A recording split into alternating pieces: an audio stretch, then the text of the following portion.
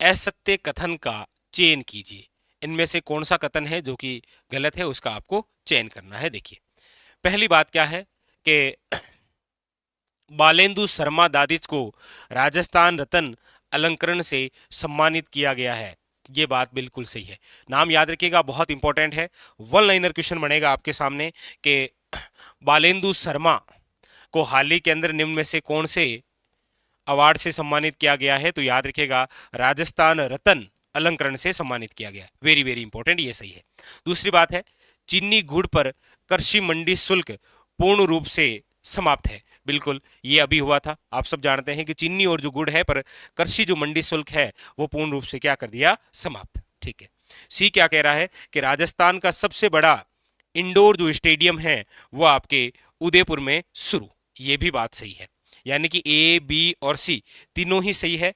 Number 4 क्या कह रहा है कि KLF के साथ जलवायु परिवर्तन समझौता हुआ है। जी नहीं, हमारे राजस्थान के अंदर जो जलवायु परिवर्तन समझौता हुआ है, जलवायु परिवर्तन समझौता, याद रखिएगा ये समझौता हुआ है जायका जापान प्लस राजस्थान सरकार के मध्य।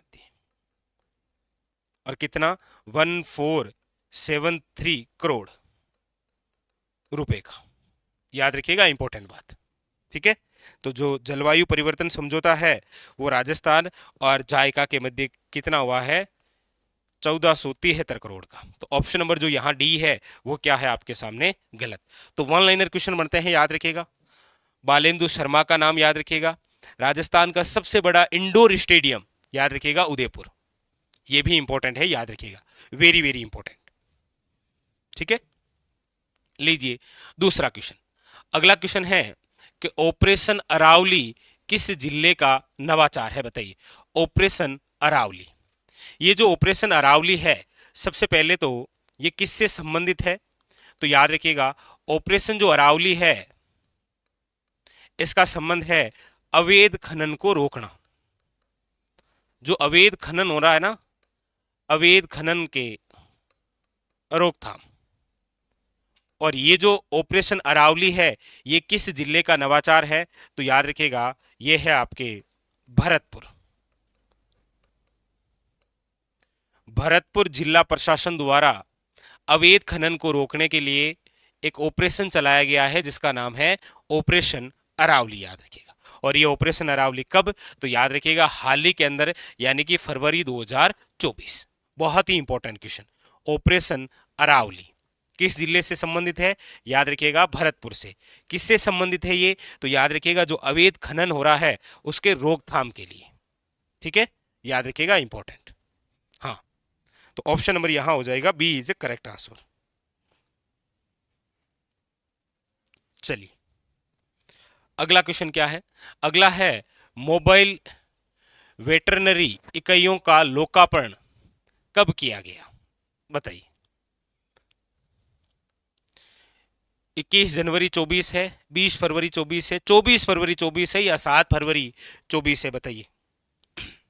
देखिए सबसे पहले तो ये कहां से किया गया था, तो ये किया गया आपके OTS जयपुर से। ठीक है, कब किया गया, तो फिर याद रखिएगा ये है आपके 24 फरवरी 2024 को। यानी कि ऑप्शन नंबर जो है वो यहां पर हो जाएगा C is A correct answer. Very very important, याद रखिएगा। ठीक है,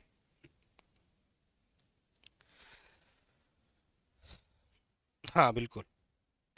चलिए अगला देखिए, अगला है आपके सामने कि जो पशुधन बीमा सरलीकरण योजना के वित्त पोषण में संशोधन के बाद अब प्रीमियम हिस्सेदारी हो गई है। देखिए यहां पर जो चर्चा है वो है आपके पशुधन बीमा सरलीकरण।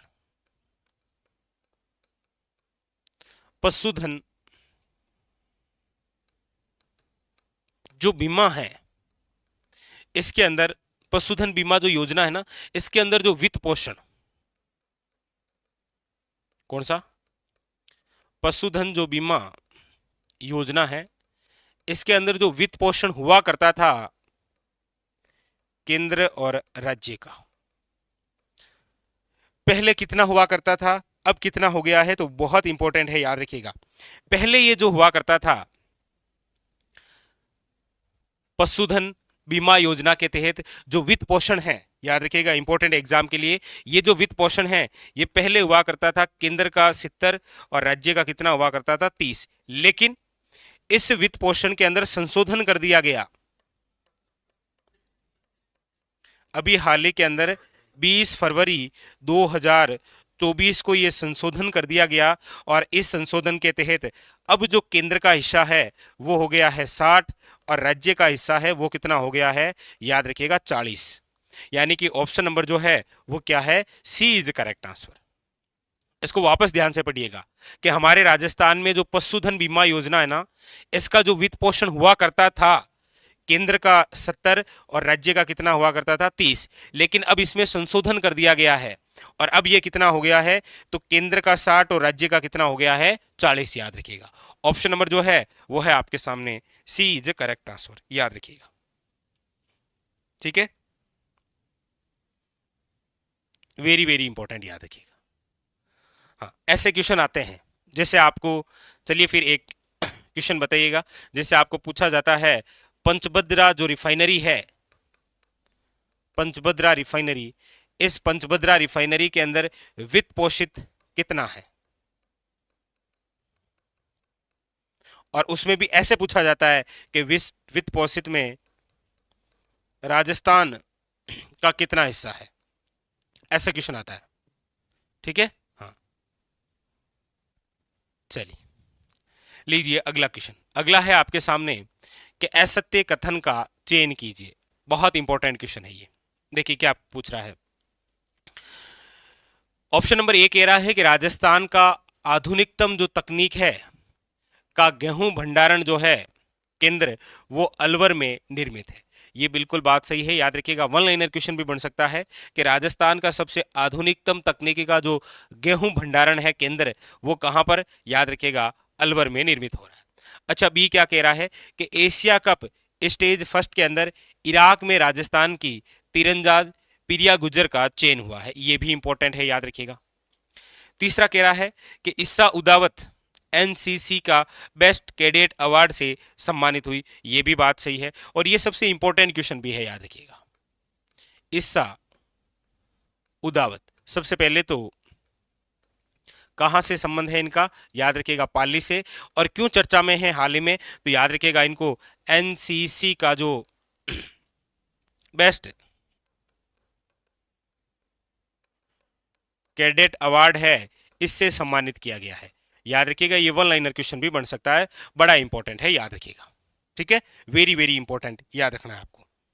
और डी क्या कह रहा है कि इरशाद कामिल को द्वारका प्रसाद अग्रवाल अवार्ड 2024 प्रदान किया गया, जबकि देखिए इरशाद कामिल को जो है वो 2023 का द्वारका प्रसाद अग्रवाल अवार्ड है वो दिया गया था, जबकि यहां पर क्या लिख दिया कि 2024 प्रदान किया गया। जी नहीं, इरशाद कामिल को 2023 का प्रदान किया गया।